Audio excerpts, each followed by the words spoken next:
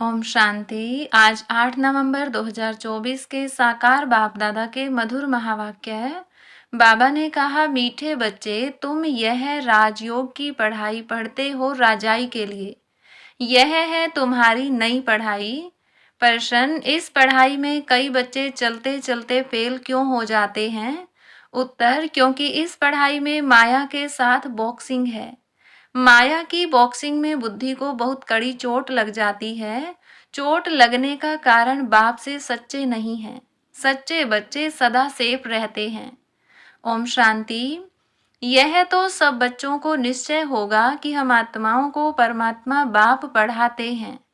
5000 वर्ष बाद एक ही बार बेहद का बाप आकर बेहद के बच्चों को पढ़ाते हैं। कोई नया आदमी यह बातें सुने तो समझ न सके। रूहानी बाप रूहानी बच्चे क्या होते हैं यह भी समझ नहीं सकेंगे। तुम बच्चे जानते हो हम सभी ब्रदर्स हैं। वह हमारा बाप भी है, टीचर भी है, सुप्रीम गुरु भी है। तुम बच्चों को यह जरूर ऑटोमेटिकली याद रहेगा। यहाँ बैठे समझते होंगे सभी आत्माओं का एक ही रूहानी बाप है। सभी आत्माएं उसको ही याद करती हैं, कोई भी धर्म का हो। सभी मनुष्य मात्र याद जरूर करते हैं। बाप ने समझाया है, आत्मा तो सब में है ना। अब बाप कहते हैं, देह के सब धर्म छोड़ अपने को आत्मा समझो। अभी तुम आत्मा यहाँ पार्ट बजा रही हो। कैसा पार्ट बजाती हो वह भी समझाया गया है। बच्चे भी नंबरवार पुरुषार्थ अनुसार ही समझते हैं। तुम राजयोगी हो ना। पढ़ने वाले सब योगी ही होते हैं। पढ़ाने वाले टीचर के साथ योग जरूर रखना पड़ता है। एम ऑब्जेक्ट का भी मालूम रहता है। इस पढ़ाई से हम फलाना बनेंगे। यह पढ़ाई तो एक ही है। इनको कहा जाता है राजाओं का राजा बनने की पढ़ाई। राजयोग है ना, राजाई प्राप्त करने के लिए बाप से योग। और कोई मनुष्य यह राजयोग कभी सिखला न सके। तुमको कोई मनुष्य नहीं सिखलाते हैं, परमात्मा तुम आत्माओं को सिखलाते हैं। तुम फिर औरों को सिखलाते हो। तुम भी अपने को आत्मा समझो। हम आत्माओं को बाप सिखलाते हैं। यह याद न रहने से जोहर नहीं भरता है, इसलिए बहुतों की बुद्धि में नहीं बैठता है। तो बाप हमेशा कहते हैं, योग युक्त हो, याद की यात्रा में रहकर समझाओ। हम भाई भाई को सिखलाते हैं।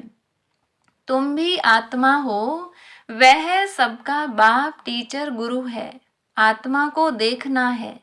भल गायन है सेकंड में जीवन मुक्ति, परंतु इसमें मेहनत बहुत है। आत्म अभिमानी न बनने से तुम्हारे वचनों में ताकत नहीं रहती है, क्योंकि जिस प्रकार बाप समझाते हैं उस रीति कोई समझाते नहीं है। कोई कोई तो बहुत अच्छा समझाते हैं। कौन कांटा है और कौन फूल है मालूम तो सब पड़ता है। स्कूल में बच्चे 5-6 दर्जा पढ़कर फिर ट्रांसफर होते हैं। अच्छे अच्छे बच्चे जब ट्रांसफर होते हैं तो दूसरे क्लास के टीचर को भी झट मालूम पड़ता है, यह बच्चे तीखे पुरुषार्थी हैं। इन्होंने अच्छा पढ़ा हुआ है तब उच्च नंबर में आए हैं। टीचर तो जरूर समझते होंगे ना। वह है लौकिक पढ़ाई, यहाँ तो वह बात नहीं। यह है पारलौकिक पढ़ाई, यहाँ तो ऐसे नहीं कहेंगे। यह पहले बहुत अच्छा पढ़कर आए हैं तब अच्छा पढ़ते हैं, नहीं। उस इम्तिहान में तो ट्रांसफर होते हैं तो टीचर समझेंगे इसने पढ़ाई में मेहनत की है तब आगे नंबर लिया है। यहाँ तो है ही नई पढ़ाई, जो पहले से कोई पढ़े हुए नहीं है। नई पढ़ाई है, नया पढ़ाने वाला है, सब नए हैं। नयों को बढ़ाते हैं। उनमें जो अच्छी रीति पढ़ते हैं तो कहेंगे यह अच्छे पुरुषार्थी हैं। यह है नई दुनिया के लिए नई नॉलेज, और कोई पढ़ाने वाला तो है नहीं। जितना जो अटेंशन देते हैं उतना उच्च नंबर में जाते हैं।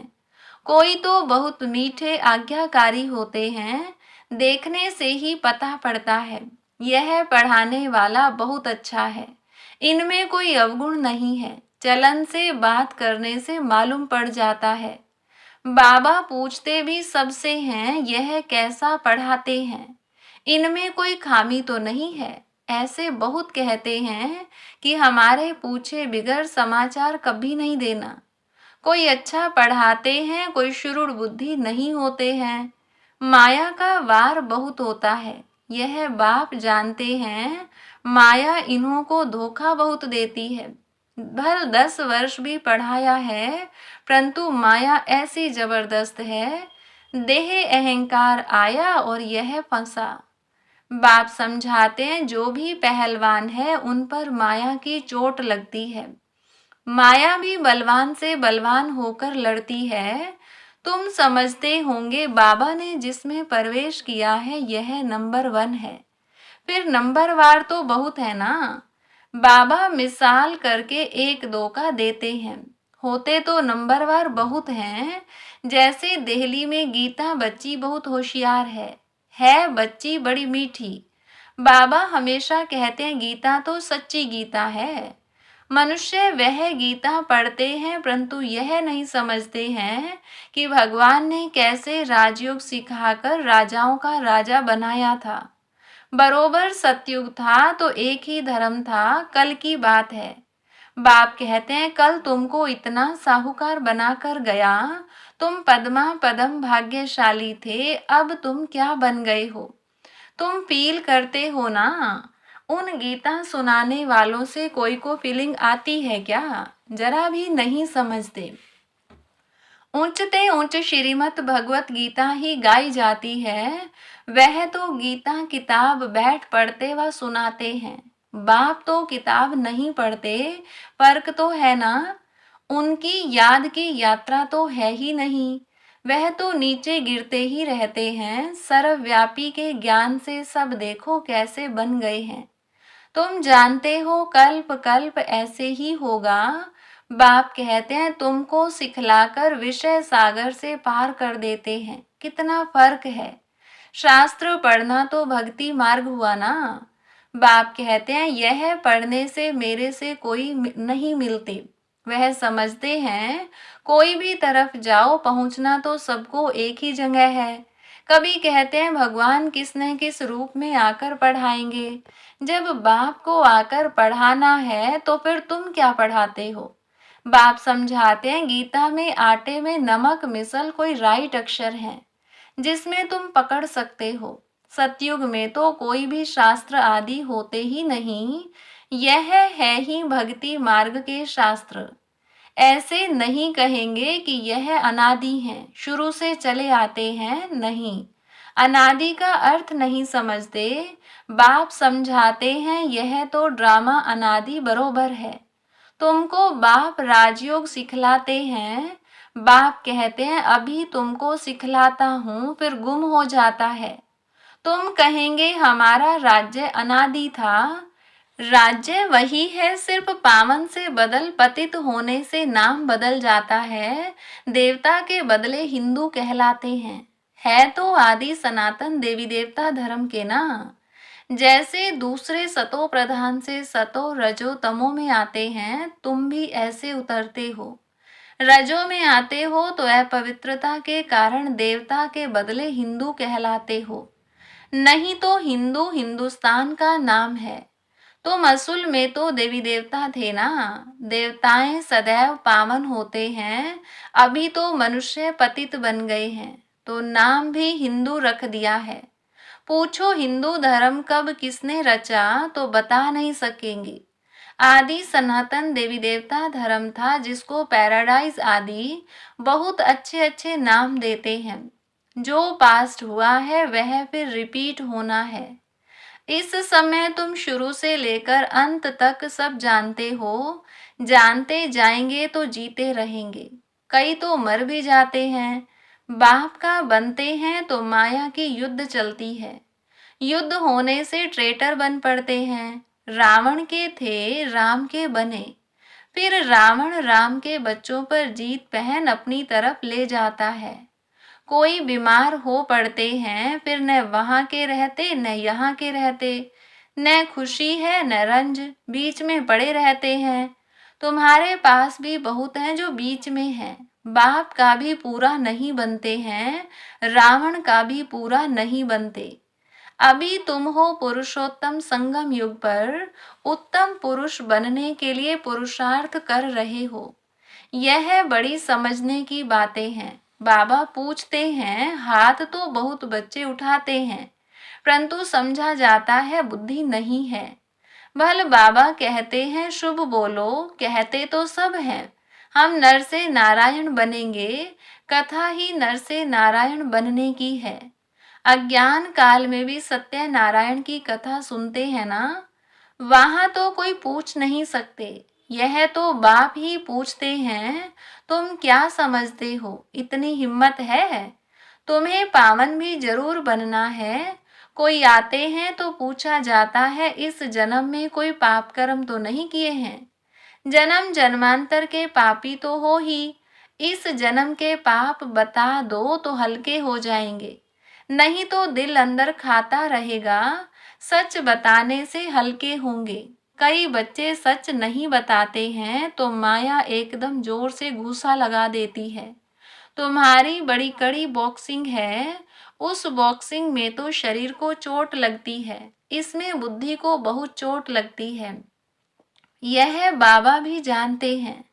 यह ब्रह्मा कहते हैं, मैं बहुत जन्मों के अंत का हूँ, सबसे पावन था, अभी सबसे पतित हूँ, फिर पावन बनता हूँ। ऐसे तो नहीं कहता हूँ कि मैं महात्मा हूँ। बाप भी खातिरी देते हैं, यह सबसे जास्ती पतित है।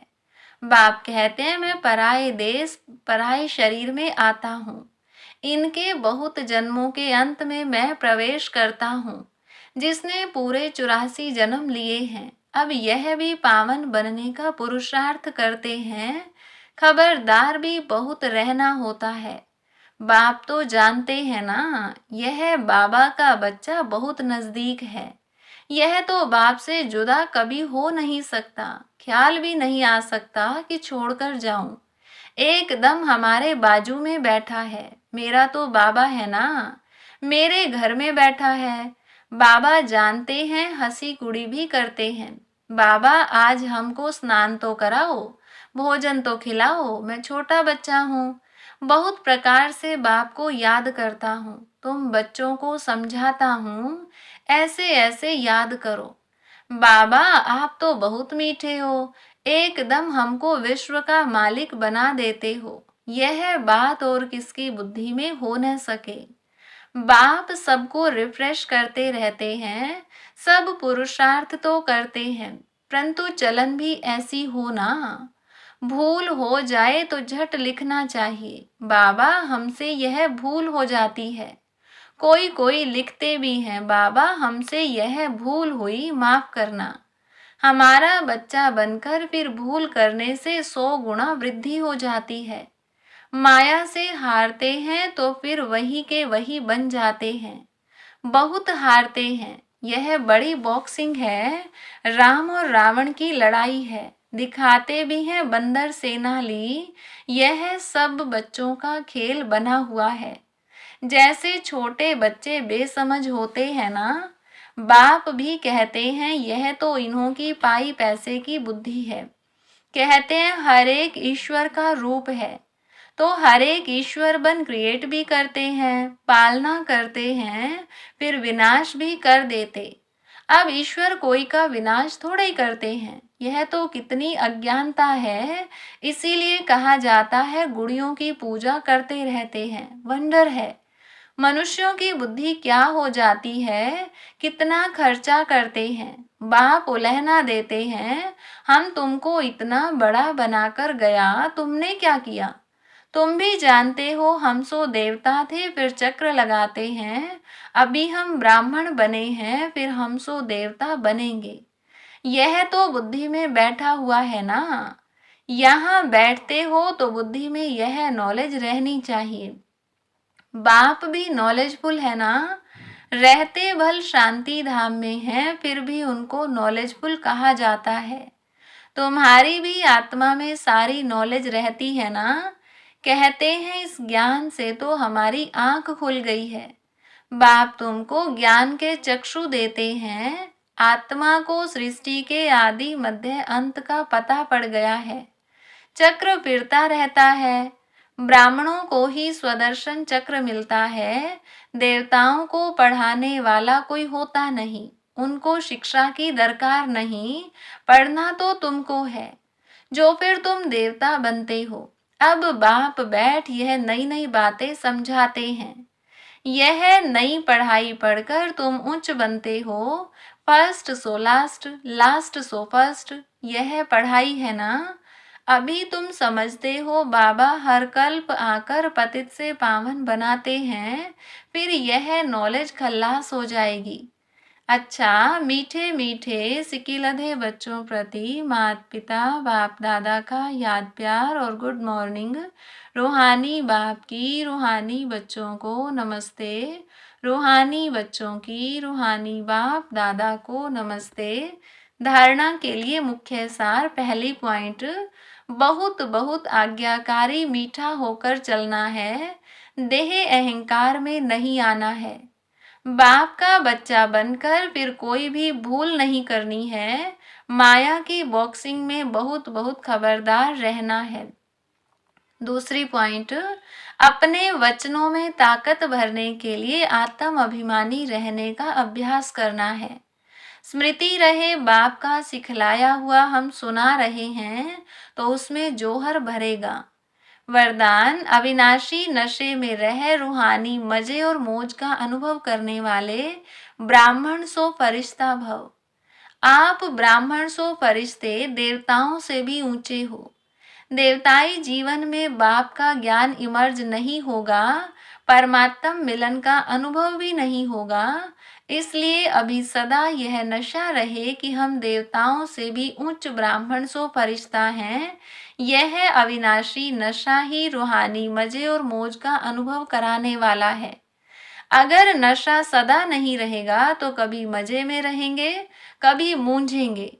स्लोगन, अपनी सेवा को भी बाप के आगे अर्पित कर दो, तब कहेंगे समर्पित आत्मा। अच्छा, ओम शांति।